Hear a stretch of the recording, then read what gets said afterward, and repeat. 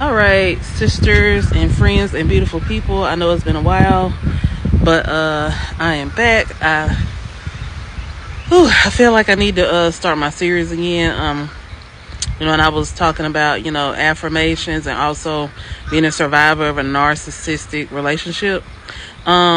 This part is going to be about how to co-parent with the narcissist because previously our narcissist was not communicating at all. He wasn't doing anything and he wasn't communicating, but he decided to just pop up out of the blue trying to track us down and find us. And after talking to my therapist, I decided to go ahead and begin communicating again, for the sake of the children. And like I said, this series is going to be about how to co-parent with the narcissist,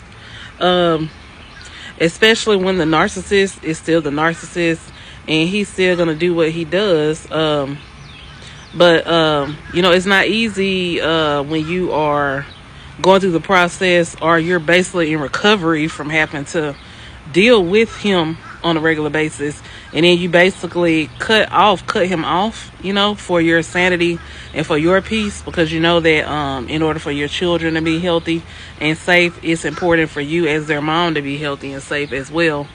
And your mental peace or your mental sanity is very important. So like I said, this is going to be all about how to co-parent with the narcissist. They have been in communication for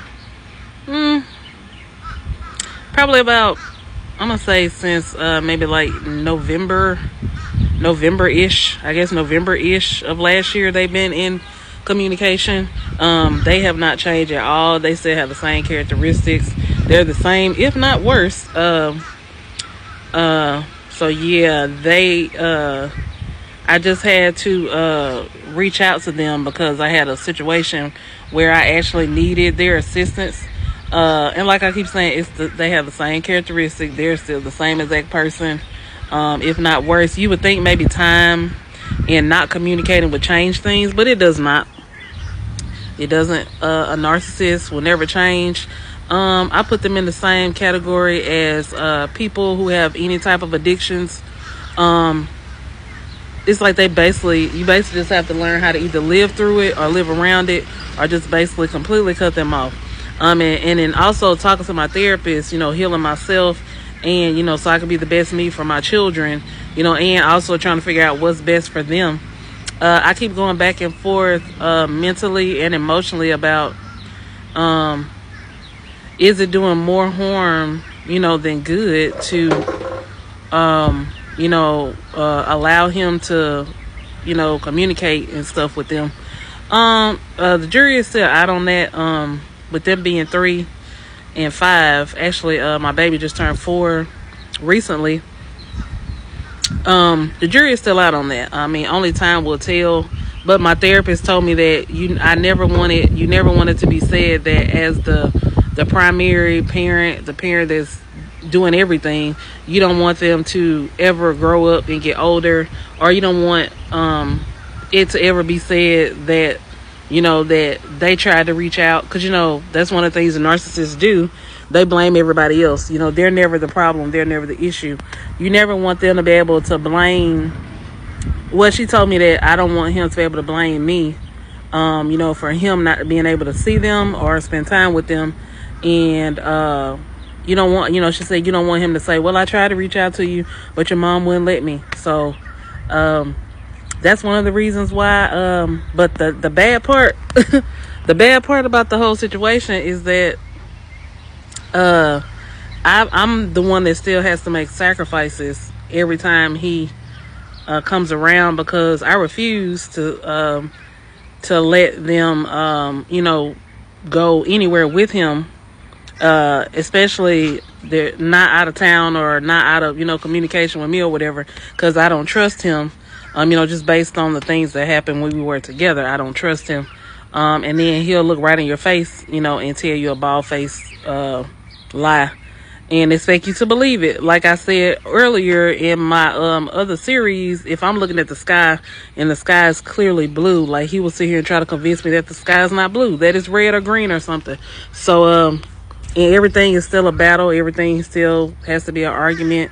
So I have to bite my tongue a lot, which is not healthy, but you know, the things you do for your children, right? So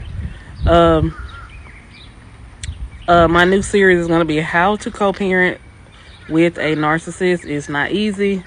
It is very difficult, but it is necessary sometimes, you know, for the sake of your children and their, you know, mental health and mental stability. Like I said, I don't want to, even though he's the reason why I am a single parent, he's the reason why he's not around, because he decided to leave. But he has, you know, of course, painted a picture in his mind that that's not his fault either. Like, he didn't just disappear for like a week and a half and we didn't hear anything from him. You know, that wasn't his fault at all. You know, everything is always my fault or somebody else's fault. It's never his fault.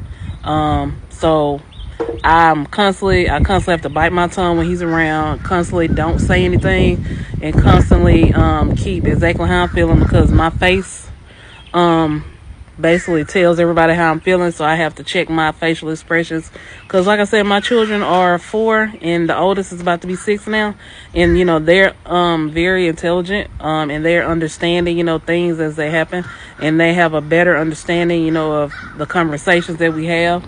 You know, they can tell the difference between what he says and what he does versus what I say and what I do. So I don't want to make this a long video, and I don't want to make this a rant. This is just going to be the start of my series. But yeah, they literally just went back to where they reside today, and they keep going back and forth about they're going to relocate and they're going to do all these things and try to make things better for the children and all that. And I'm very clear with my boundaries. We are not together. We are co-parenting. We are parallel parenting. We are not together. We are not going to get back together.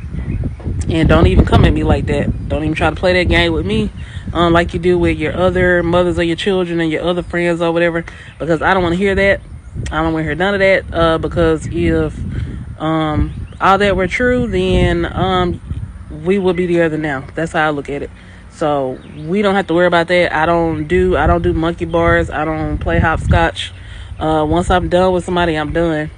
Like I said, I tried to stick it out with him because, you know, he was the father of my 2 boys, so they could have both parents. But sometimes it's healthier.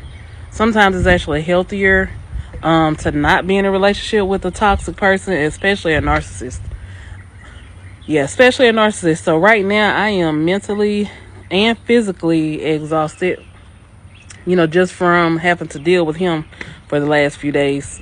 So this is just part 1, you know, in my series about how to co-parent with a narcissist. So if that's you, if you're dealing with this, hopefully maybe we can learn some things from each other. So tune in for part 2. Peace out.